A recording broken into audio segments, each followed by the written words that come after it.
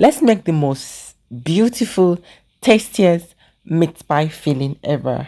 So guys, I am so sorry. On the day I did this recording, there was no light, so I couldn't use my ring light. I had to go outside to use natural light for the photography. So please, thank you so much to all my old and my new subscribers. I am so happy. Please subscribe, like, share, and drop a beautiful comment.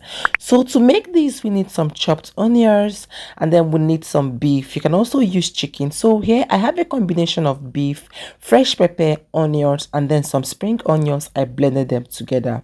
Combination of my spices, I have turmeric, curry, ginger, thyme, and then I have Irish potato. Is not boiled. Then a combination of red and bell pepper, some spring onions, and then some carrots.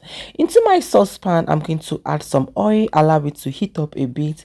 After which, I'm going to go in with my salt, then my seasoning cube, and then the combination of my spices: curry, turmeric, ginger, thyme, and then rosemary. I'll go ahead to dissolve the seasoning cube and then stir this together with the oil. So guys, I also have other videos you can just check out and also enjoy.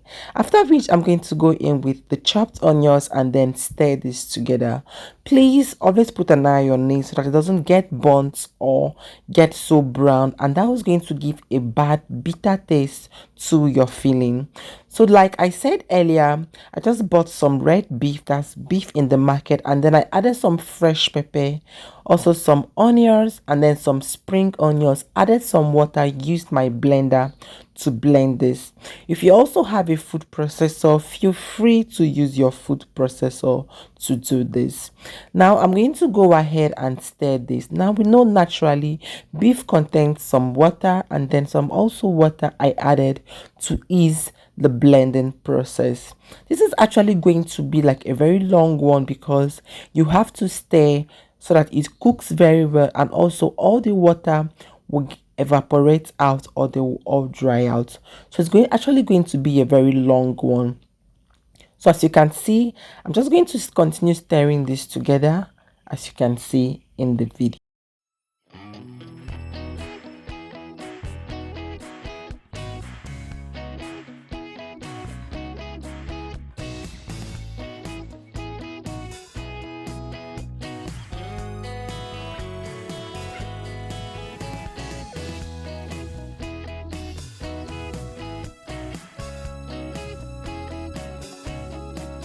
So just allow this boil for a while, and then you can see how it looks dry now.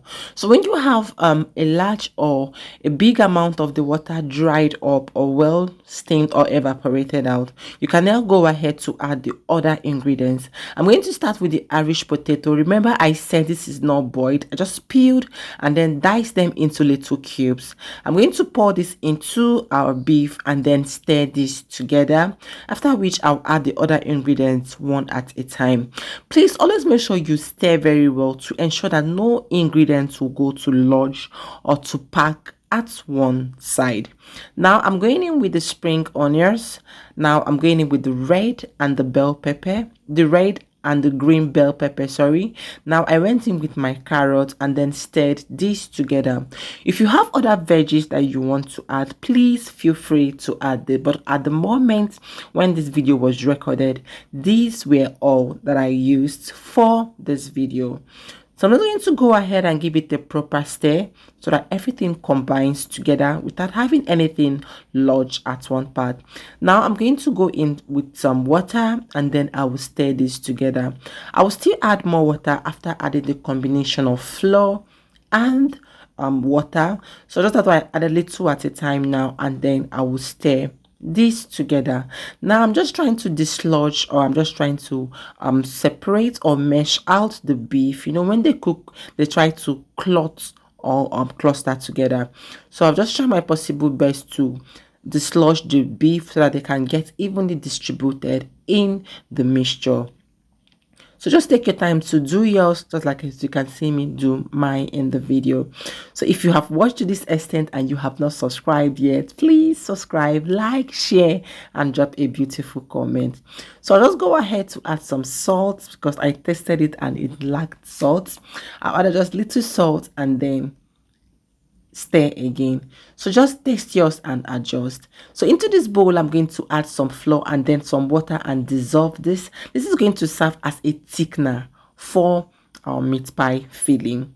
Now I'll just go ahead and then add the combination of flour and water into this. Please always add this so that your filling will not be too runny or too soggy. This is going to help and serve as a thickener and also as a binder to combine all this beautifully together, so that when you put it in your filling, when you put it into your meat pie dough, sorry, it doesn't ooze out or it doesn't become so ruggy, so soggy, and mess the pie that you have just made. So I'm just going to go ahead and then continue stirring this until I make sure that everything dissolves pretty well into the filling.